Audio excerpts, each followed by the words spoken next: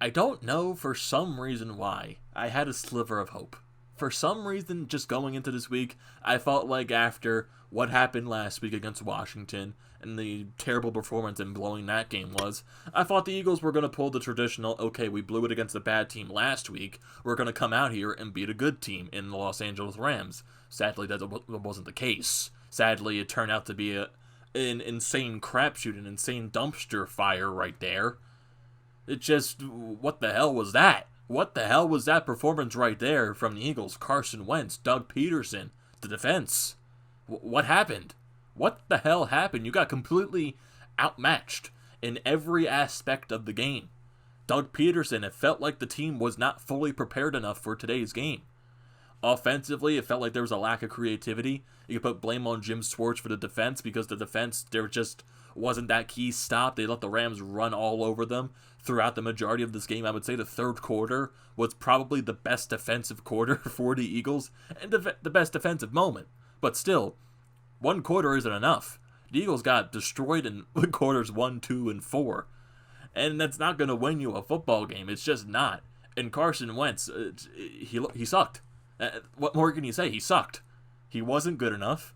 He was very inaccurate with his throws, either overthrowing people, underthrowing people. It just wasn't good enough.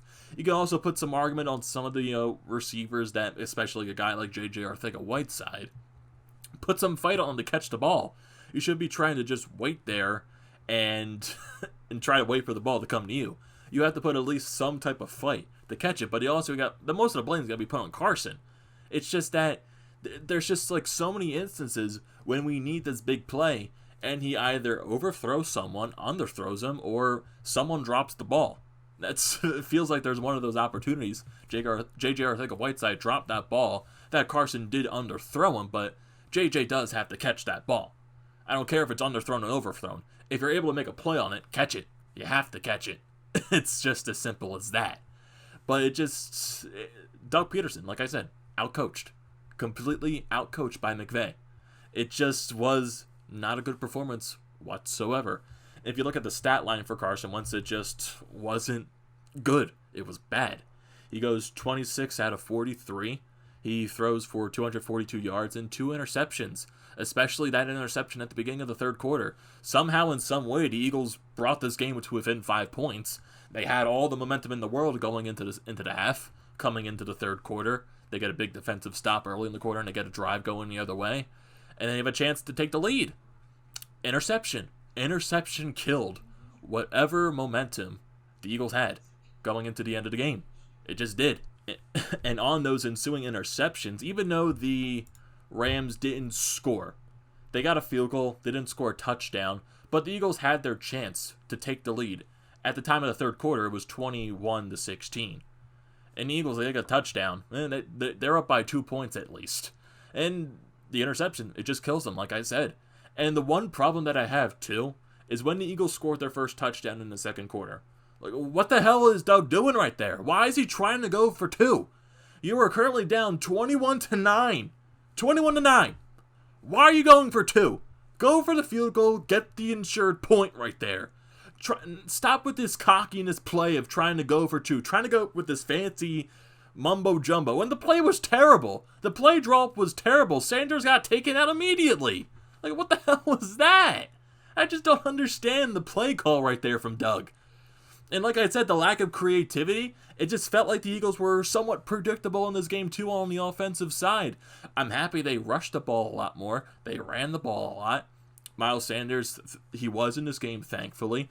It wasn't pretty to start off because he fumbled the ball and it put the defense in a terrible position, and then the Rams score right off of that.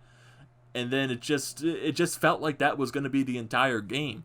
And it felt the same thing like last week against Washington, when the defense gave you something, at least, even though it wasn't at this point.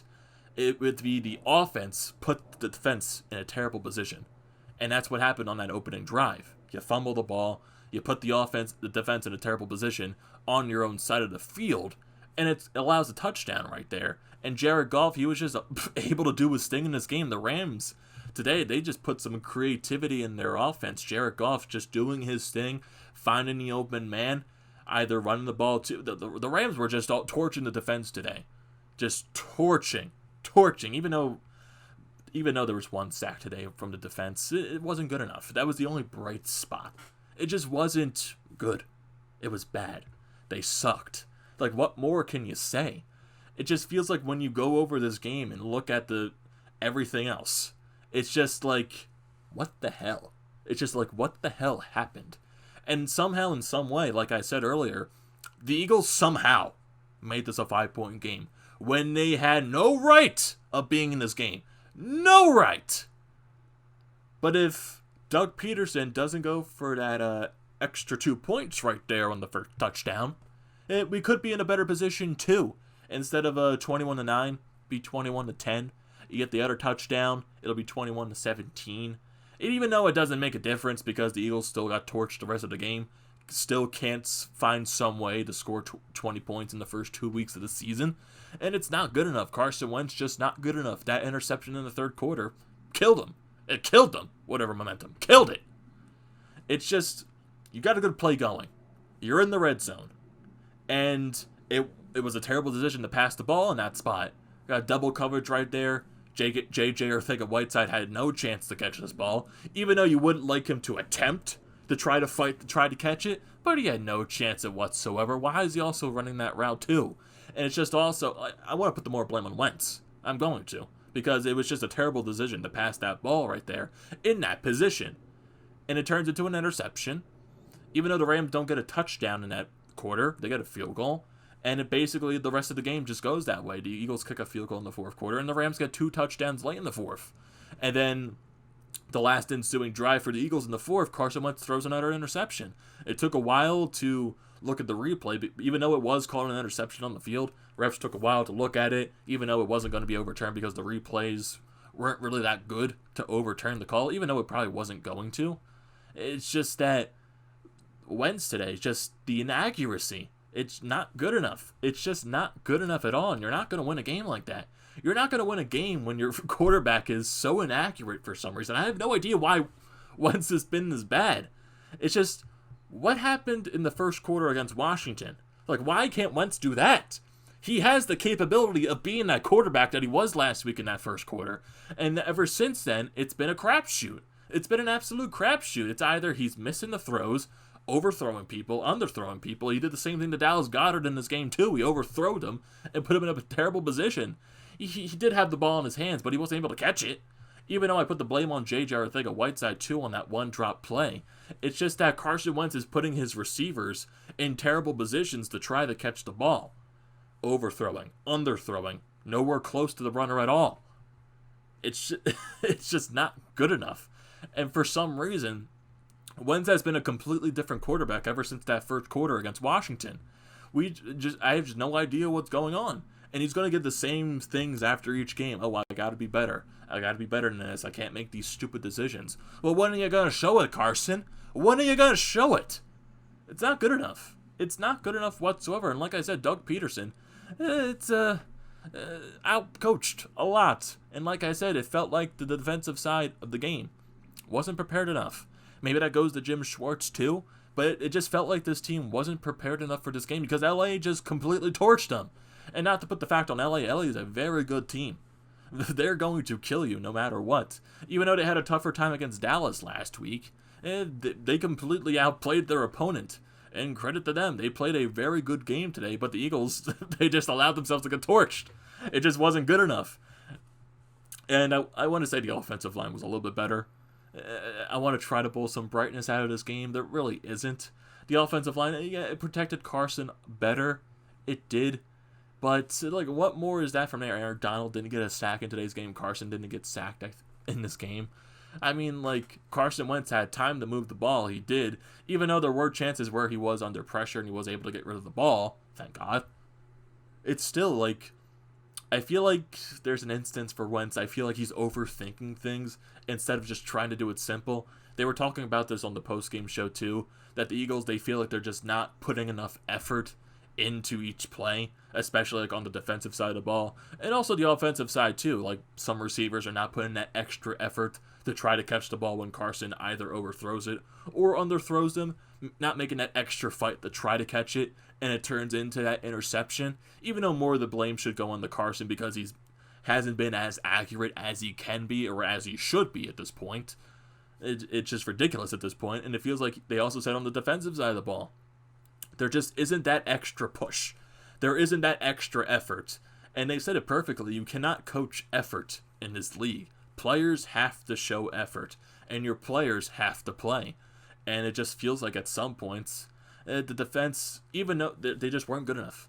There's no excuse that I can think of. There's no idea I can think of. They just weren't good enough. And they got torched. And this defensive line is not good enough either.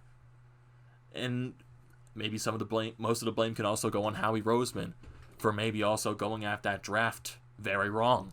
Very, very wrong. And it's also cute too. Saw Jalen Hurts get used in there a couple plays in the second quarter, in the third quarter. Getting used out there. Oh, look at our second round draft pick that we wasted on right there. Look at him being out there, being used as a decoy type of thing. Look at that. Look at that cuteness. What? And you could also just say, yeah, Howie definitely attacked the draft. Way wrong. Of course we did need wide receivers. We do need a lot of wide receivers.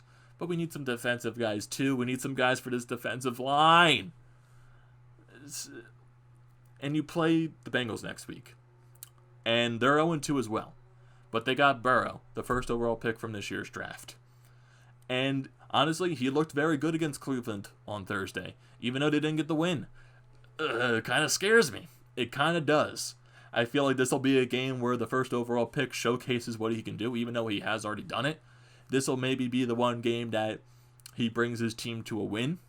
And that's what I'm afraid of. That's what I'm very afraid of. What if the Eagles' defense gets torched by the Bengals? That's what I'm very afraid of at this point. And something either has to change at this point because you cannot keep putting this lack of effort in each game.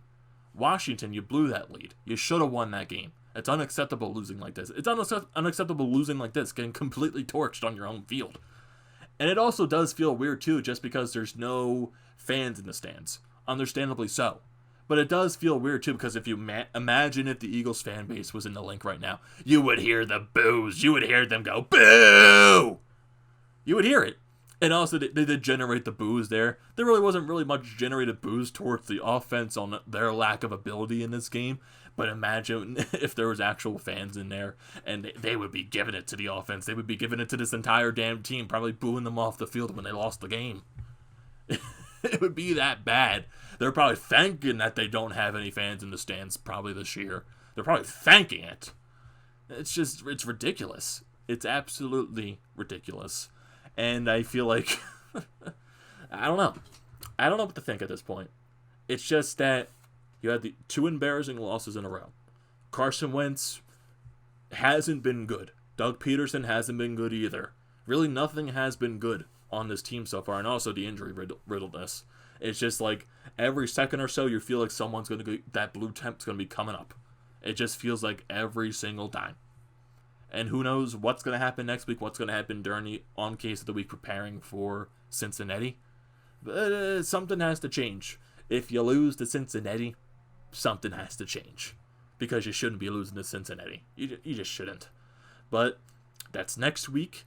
There's going to be a lot of the beginning few days right here, people looking over the game, analyzing it, just going through what went wrong, even though a lot of people know already what went wrong. But got to prepare for next week. At this point, one game at a time. Is it the mindset at this point for now? One game at a time?